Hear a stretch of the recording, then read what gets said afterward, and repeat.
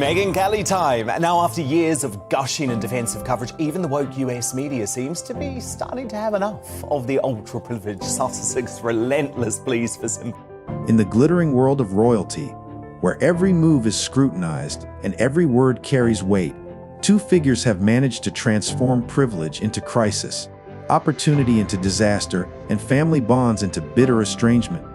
This is the story of Prince Harry and Meghan Markle, the Duke and Duchess of Sussex, whose spectacular fall from grace has become one of the most compelling cautionary tales of our time.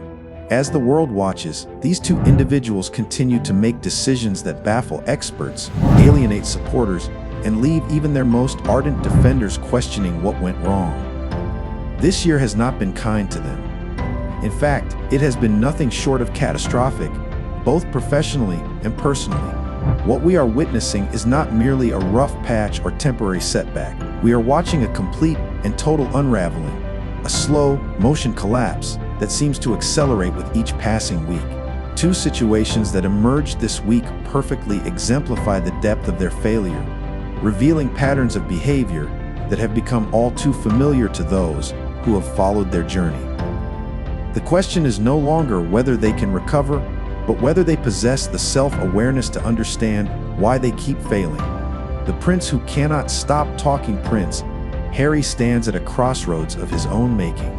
Once beloved as the charming spare to the heir, the soldier prince who served his country with honor, he has become something else entirely, a man seemingly incapable of understanding the very concept that could save his most important relationships: silence. His latest misstep involves his attempts to reconcile with his father, King Charles II, a relationship that Harry himself destroyed through years of public attacks, tell-all interviews, and a memoir that spared no family secret. The reconciliation process, delicate by nature, requires discretion, trust, and above all, privacy. These are qualities that Harry appears constitutionally unable to embrace. This week, Prince Harry managed to torpedo his own attempts at rebuilding bridges with his father by doing the one thing he should never have done: accusing the palace courtiers of sabotaging him. According to Harry's spokesperson, details of his private meetings with his father were allegedly being leaked to the media in a deliberate attempt to prevent reconciliation.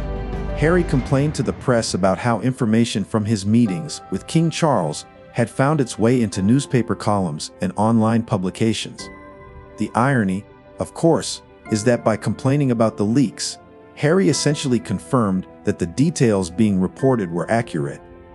In attempting to play the victim, he verified the very information he claimed should have remained private. This represents a pattern of behavior that has defined Harry's post-royal life: an inability to understand that some battles are not worth fighting, especially when you are fighting them in public. When silence would serve him best, Harry cannot help but speak. When discretion would rebuild trust, he issues statements through his media team. When privacy would demonstrate growth, he runs to journalists with his grievances. The palace has been left, according to sources close to the royal family, saddened and perplexed by Harry's accusations. These are strong words from an institution known for its measured responses and careful diplomacy.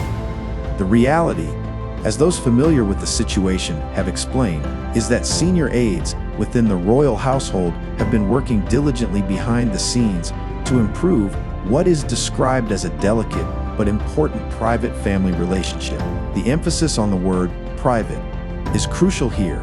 This is the fundamental concept that Harry seems unable or unwilling to grasp. He no longer has a public relationship with the British royal family. He stepped away from his role as a working royal. He gave up his patronages, his military appointments, and his position within the institution.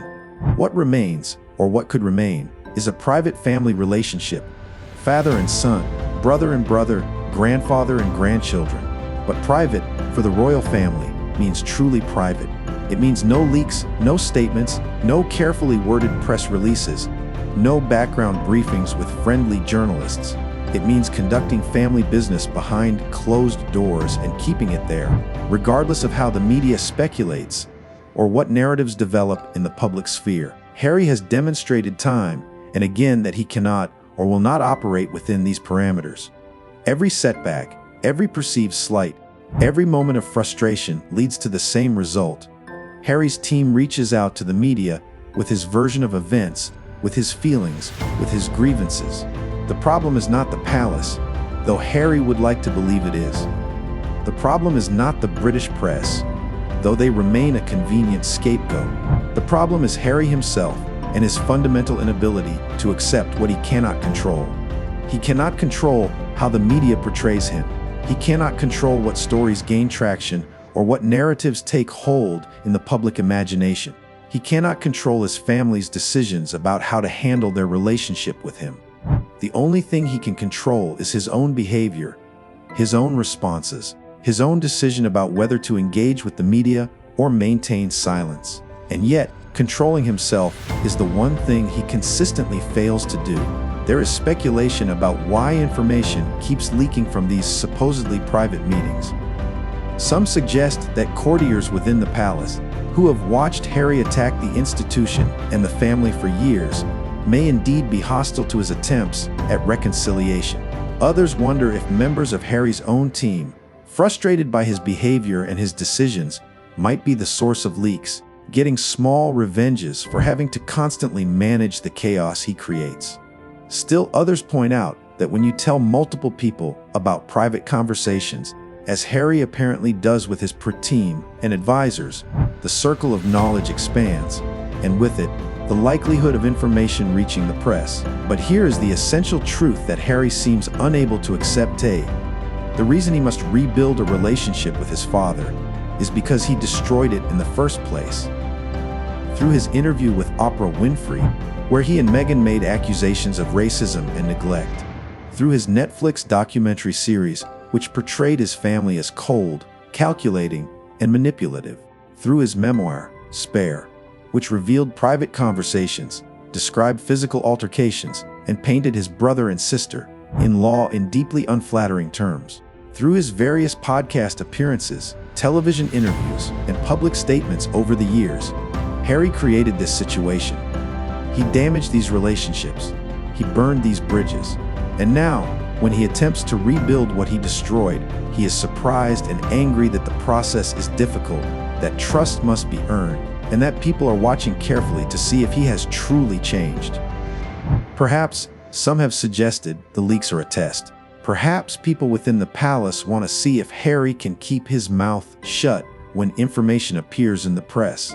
Perhaps they are observing whether he will immediately run to his media team with complaints and accusations, or whether he will demonstrate the maturity to handle things privately. If this is indeed a test, Harry is failing spectacularly.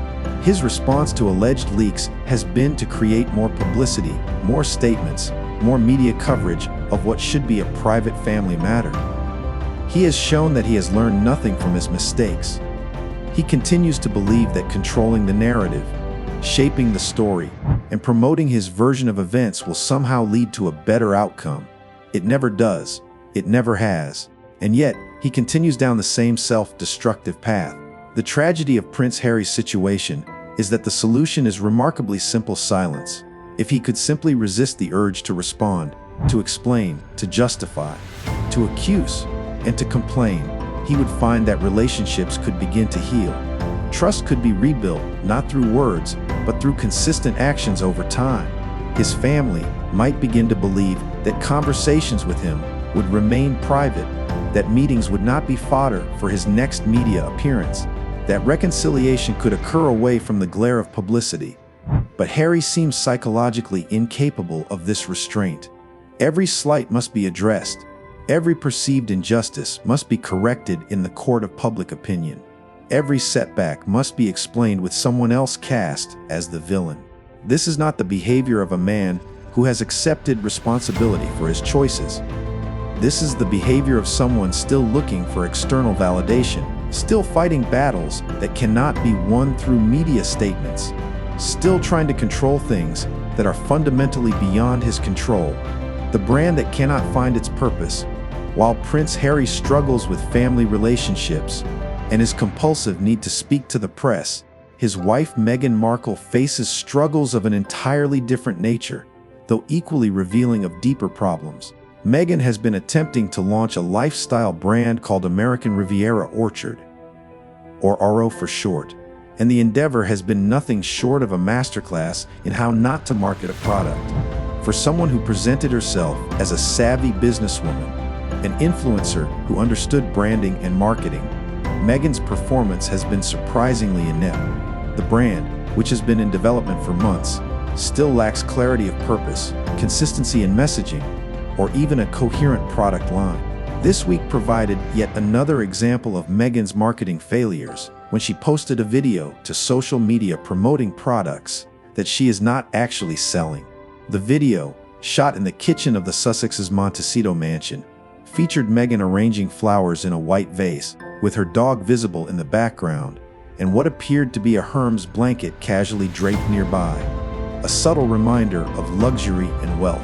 The caption mentions specific flower varieties: Delphinium, Nigella veronica garden roses, and Queen Anne's lace, along with a reference to a very sleepy Mia-looking lovely ladies.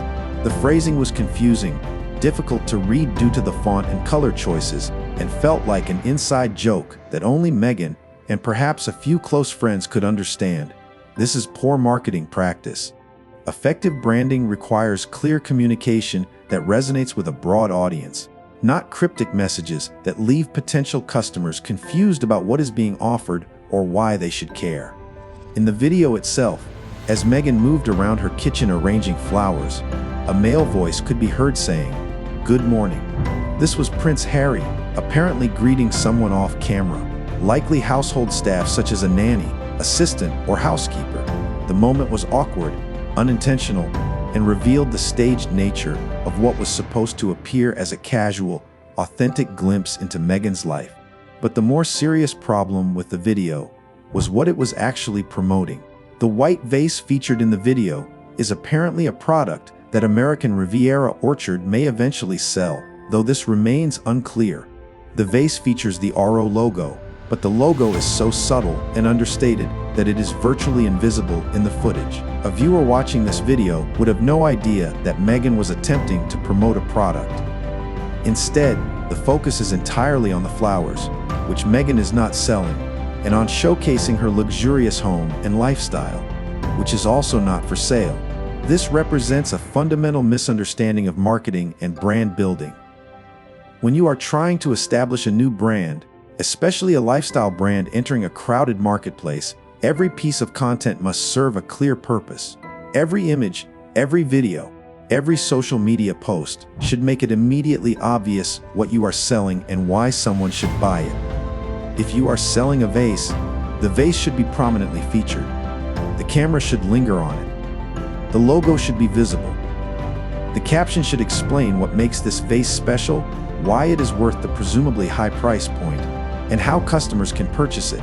Instead, Meghan created a video that showcases her flower arranging skills, which are questionable at best, with the arrangement appearing messy and overly busy rather than elegant, while the product she might be trying to sell remains virtually invisible and entirely secondary to the aesthetic presentation.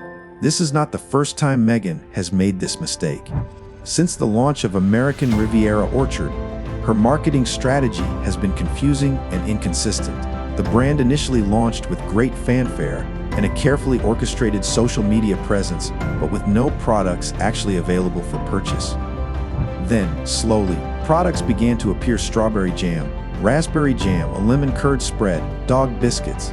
These initial products were sent exclusively to celebrity friends and influencers, people like Oprah Winfrey, Serena Williams, and various actresses and socialites within Meghan's circle. The recipients dutifully posted images of themselves receiving these gifts, opening the elegant packaging, and displaying the jars with their handwritten numbers, indicating they were part of a limited edition release. This strategy of gifting products to celebrities is common in brand launches. The idea is to generate buzz, create a sense of exclusivity, and leverage the social media reach of famous friends to introduce products to a wider audience. But effective implementation of this strategy requires that products then become available for public purchase while interest is high. Meghan has failed to do this effectively. Most recently, the brand released several products for sale on its website: orange marmalade, a crêpe mix, and a shortbread cookie mix, along with the previously available items. Within weeks, some of these products sold out. The crêpe mix and shortbread cookies are currently unavailable. This might seem like a success, evidence of high demand and consumer interest, but the reality tells a different story. The products took approximately 4 weeks to sell out, a dramatic change from early releases that allegedly sold out in hours or even minutes. This slowing of sales velocity suggests declining interest and diminishing consumer enthusiasm. More troubling is the pattern of artificial scarcity that Meghan appears to be employing. The products that sold out should not have sold out at all. These are shelf-stable food items, jams, baking mixes, cookies that can and should be produced in quantities sufficient to meet demand. Any competent business operation would have production systems in place to ensure continuous availability.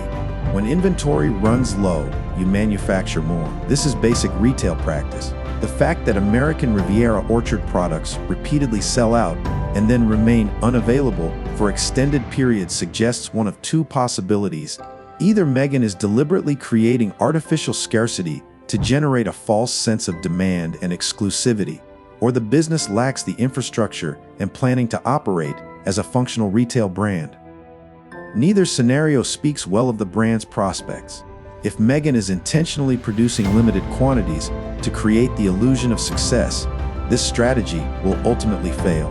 Consumers will grow frustrated at the inability to purchase products. The initial excitement will fade, and the brand will develop a reputation for being inaccessible and inconsistent rather than exclusive and desirable.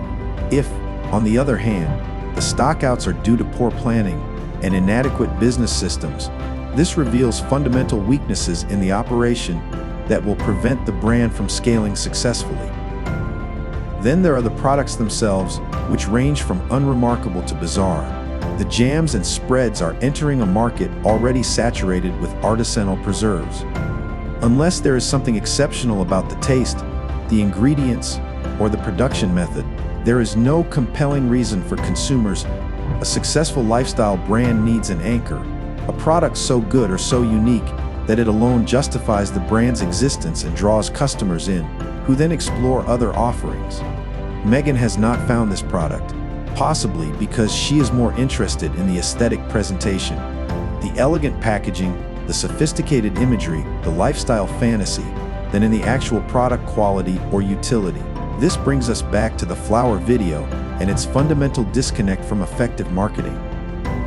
Meghan showcased flowers she is not selling, arranged in a vase she might be selling, but which was barely visible, filmed in a home she is not selling, featuring a lifestyle she is not selling, with a dog she is certainly not selling, and a luxury blanket she is definitely not selling. The video served no clear business purpose. It did not drive traffic to the website. It did not highlight available products.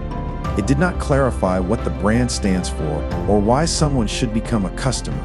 Instead, it felt like Meghan filming content for the sake of filming content, trying to maintain relevance and social media presence without having anything meaningful to say or sell.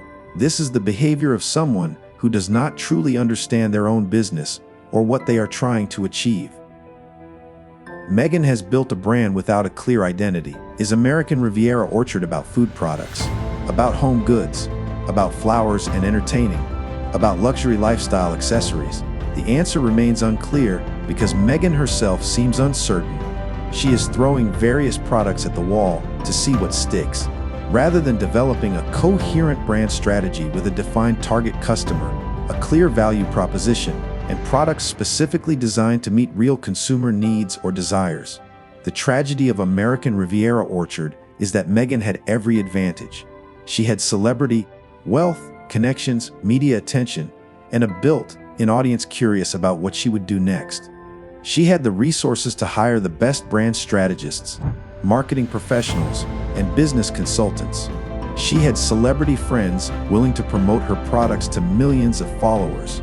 She had everything necessary for success except the most important ingredient, a good product with a clear purpose and competent execution. Instead, She has created a vanity project that reflects her own aesthetic preferences and lifestyle fantasies without considering whether anyone actually wants to buy what she is selling. The result is a brand that feels hollow, confused, and increasingly irrelevant, much like its creator. The floundering continues as another difficult week draws to a close for the Duke and Duchess of Sussex. The patterns that have defined their post-royal lives remain firmly in place. Prince Harry continues his cycle of damaging relationships through public complaints, unable to grasp that silence and discretion would serve him infinitely better than press statements and accusations. Meghan Markle continues to promote a lifestyle brand that lacks focus, identity, and compelling products, unable to translate celebrity into successful business despite having every resource at her disposal. These are two people who had opportunities that most could only dream of: royal connections, global fame, substantial wealth, and platforms to reach millions. Yet they have squandered these advantages through poor decisions, lack of self-awareness, and an inability to learn from their mistakes. The question of whether they can reverse course remains open, but the answer looks increasingly unlikely. Both Harry and Meghan are caught in patterns of behavior that seem almost compulsive. Harry cannot stop talking to the press, even when it consistently works against his interests. Meghan cannot create a coherent brand, even when her financial future may depend on it. These are not temporary setbacks or minor miscalculations. These are fundamental character flaws and blind spots that prevent growth and success. As observers watch this ongoing collapse, there is a sense of inevitability to it all. Each week brings new examples of the same mistakes. Each month sees them further from their goals. Each year finds them more isolated, more criticized, and less relevant. They have become, in the eyes of many, the Duke and Duchess of Floundering, two people desperately trying to stay afloat while the weight of their own decisions pulls them under. The opportunities for success remain theoretical. The path forward remains visible. But taking that path would require fundamental changes in behavior, attitude, and approach that neither has shown any inclination toward making. And so the floundering continues, week after week, mistake after mistake, failure after failure. The world watches with a mixture of fascination and frustration, wondering when, or if they will finally understand what they are doing wrong, and whether they possess the capacity to change course before it is truly too late. What do you think about Harry and Meghan's ongoing struggles? Can they turn things around, or are we witnessing an irreversible decline? Have they learned anything from their mistakes? Or are they destined to repeat the same patterns indefinitely? Share your thoughts in the comments below. If you found this analysis compelling, hit that subscribe button and join us as we continue to follow this fascinating story of modern royalty, privilege, and the consequences of choices made in the spotlight. Until next time, thank you for watching.